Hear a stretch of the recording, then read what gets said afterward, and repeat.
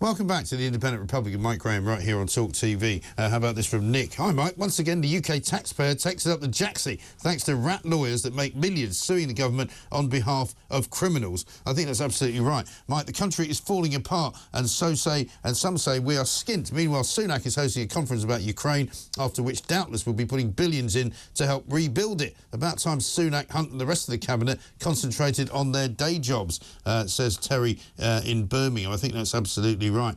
It was Gordon Brown, a Labour Chancellor, who gave control of interest rates to the Bank of England with the proviso that inflation would not exceed 2% annually, says Roy in Devon. There's no good your caller whinging on about the bank raising interest rates. It's their job. Well, I think there's no doubt, is there, that the Bank of England was very remiss in the times when it should have been raising interest rates, even if it was only by 0.25 of a percentage point. Instead, they wanted to keep them low. People started buying things and taking mortgages out and making loans available to themselves to get a much better lifestyle. People's lifestyles now are an awful lot better than they were back in the 70s and even the 80s, because they think they can afford to buy things because interest rates are so low. Now that interest rates are going up, I mean, I know somebody told me the other day that his mortgage is going up £600 a month. That's a month, which is an extraordinary amount of money. Most people couldn't even afford to do that. Luckily, he can. But, I mean, it's not going to mean that there's no pain felt whatsoever, is it? Phil in Oxfordshire says, talking of scammers, has anyone noticed we are being scammed continuously by the British government? Well, I see what you're saying there. Pat's in London. Let's see what he wants to say. Hello, Pat. Oh, hello, Mike. How you doing, sir? Yeah, I mean, about the submersible, and a couple of points. First of all, for men of means that's on board, $250,000 is a little bit cheapskate, really. It's a little bit of a pig in a poke. I mean, you know, it should be for upwards of about $750,000 to $1 million. But what you get is a proper submersible. Right. With enough, bigger than what they're going down in. This looks like something you'd build out of back of a lucky bag, doesn't it? Well, I haven't seen it, you know, I haven't seen it, but I should imagine that it's not really constructed that well to go down to them depths. No. Now, first of all, it should be with all the distress beacons, like it can rise to the surface, and once above it has a strobe light and pings to a satellite position, and then they shouldn't go, none of these missions should go without consent of the Canadian Navy, the Canadian government or Navy. Right?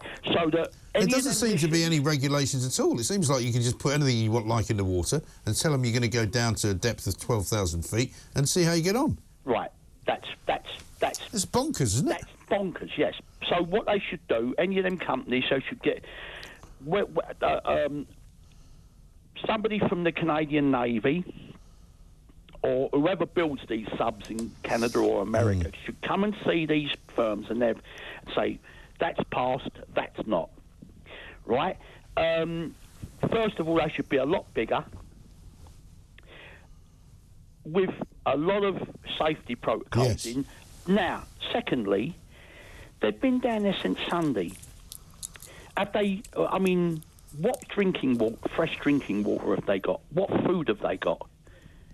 I assume the original trip was sort of, you know, listed to have enough air to cover the times they were down there. So if you say now they've got 40 hours left, I assume they would have planned to be down there for a rough amount of time like they have been so far. So I'm assuming that they would have enough drinking water at the moment, wouldn't they?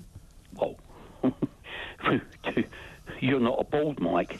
Yeah, well, this is true. I mean, now, I find it extraordinary that anybody who's supposedly got a brain would agree to go on this thing. Yeah. You know, absolutely. that's where I'm coming from. Now, obviously, now we got on to another subjects. We get on to another subject, your ablutions. Yes. I mean, if having a wee and doing the other thing. Yeah.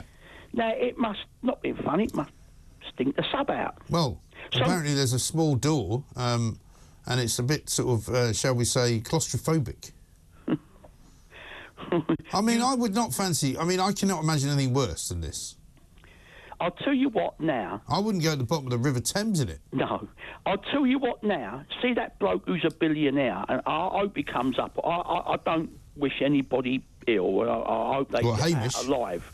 I hope they get out alive. But... And we all do. I bet he would give his billionaire all his money now to get out of there. Yeah. I bet he would gratefully give his lot away and end up a pauper on the streets rather than be down there with £1 billion. I know. Because it's not any good to you down there, is it? No. You know, I mean, he's described in the papers today, he's no reckless daredevil, he's just obsessed with pushing the limits of human endeavour. Yeah, but that's all right as long as the technology on the submersible or the spacecraft or the whatever you're in. I mean, my worry, Pat, to be honest, is what I said last night on the talk, is that other people who are searching for these guys somehow end up in some kind of trouble. Yeah, well, absolutely. Because you don't want that. Well, you know, I hope there's a nice conclusion to all this. Yeah, we all do. I bet them people aboard that sub will look at their lives differently from now on if they live. If they get out. Yeah, absolutely right. I mean, it's a life-changing situation, Pat. Thank you. Nigel is in Teesside. Hello, Nigel. Hello, yeah. About these people, like immigration people that coming over. Yeah. I think it's, how can they allow to sue the government? Is it something to do with the human rights or something? It's the human rights lawyers, yeah. What happens is, right, they get arrested, they get detained, and maybe they get detained sometimes without a trial because they're going to be deported. And so they're saying, well, we shouldn't have been detained. So now we want some compensation. And sometimes they're getting compensation for being detained for too long and not sent home quickly enough. So what are we supposed to do is just let them wander the street? Well, no. You're absolutely right. We shouldn't be giving them any money either. No, you shouldn't give them nothing. End of the day, you have to put them somewhere because you don't know who's coming over, right? So you have to detain them. They put them in a nice hotel. They get 3 meals a day. Yeah. Some of the people who live in this country all their lives, pay taxes. They can't even afford to feed the kids 3 meals a day, some of them. So why are we paying them 42.5 million quid? It's ridiculous. To come in illegal. Yeah. You know what I mean? Do you know, if I don't mind anyone coming to this country. I'm not a racist, never have been. Right. If you want to come to the country, come back for the proper way. We don't know who's coming into this country, so you've got to handcuff them because the people who arrested them or whatever they will do, they don't know who the rest of them. Exactly. Kick off and assault a police officer or whatever. I mean, the world must be laughing at this country. They must be laughing, thinking, God, what a mug. Well, they're not only laughing at us, they're coming here and ripping us off. Well, you know what I mean? I know they're ripping us off and think, well, it's not everybody, you know what I mean? But I think, like, I love this country, but you go around the world and you think, they must be laughing at this country. Yeah. Think, how can they sue you for 42 million quid when they're being handcuffed, put into a nice hotel or accommodation?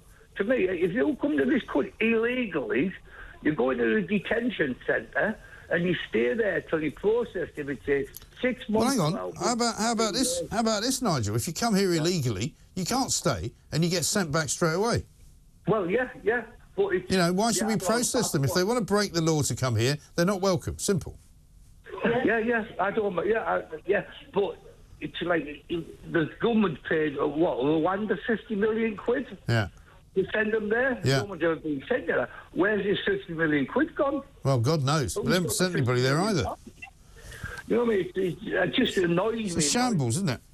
It's like I've got 2 grandkids, and for certain reasons, like nothing dodgy, I can't afford to pay for a solicitor to go to court to get access to my grandkids. Yeah. Right, because the law's changed, I don't get legal aid for. Right. It's going to cost me 14 Yeah, you can't afford it. Yeah, of course. £14,000. But they can go get legal aid, and they're not even supposed to be here. I know. And they've never paid taxes in their life. So how can they get legal aid for that? Yeah. And I've paid taxes, and I can't even get legal aid to go and see my grandkids. I know. Shocking. It's shocking, Nigel. It's a state of affairs that should not be going on. But thanks for your call. Stuart's in Yorkshire. Hi, Stuart. Hi, Mike, you all right? Yeah, good, sir. What can I do for you? These guys that are stuck in this submersible, I honestly think, whatever the outcome, I hope that they survive and they're rescued. But whatever the outcome, I think enough is enough now. I mean, I've been a lifelong I've had an interest in the Titanic since I was a little lad. Yeah. And I can remember when Robert Ballard found the Titanic in 1985. Yes. And he extensively filmed it. They filmed all the debris. They filmed everything. And he put a plaque. I think he actually put it on the bow of the ship as a sort of saying, look, as a remembrance, this is a grave. Yeah. Rest in peace. And I think that's what it is. And I think it's a bit macabre and a bit gory to want to go down and see it. I mean, they're in this submarine. The window in it's only, whatever it is, about not even 2 foot, about 18 inch. So you can't see that much of it anyway. No. And if you want to see what it actually looks like, there's hundreds of videos on YouTube. Exactly. But I really do think, Mike, that this should be an end of it now. But this is why, when people started talking about this the other day, and it was all about, oh, you've got to accept that people love to do exploring and, you know, it's what the human spirit is all about. This is not exploring. This is human tourism by very rich people who think they can do whatever they want and without a care for anybody else. Yeah, exactly. Sorry. And what about respecting the people that died on that vessel? Exactly. And there's still, their families still live to this day, your great-great-grandkids and what have you. Yeah. And they've got these billionaires going down there just goring over basically a grave. Yeah. It's a grave. You're right. Let them rest in peace. And Yeah. There should be no more of this tourism. Yeah. Nigel, sorry, Stuart, you're absolutely right. I think you've hit the nail on the head. For the first time, somebody has said that, which is the truest thing that's been said about all of this. You know, maybe this kind of rather ghastly tourism of dead people should stop. Maybe this will be the end of it, and maybe people will realise that it's not something that should be turned into a massive money-making concern, going down to watch the wreckage of a ship where hundreds of people died in 1912. I think Stuart's got a point. This is Talk TV.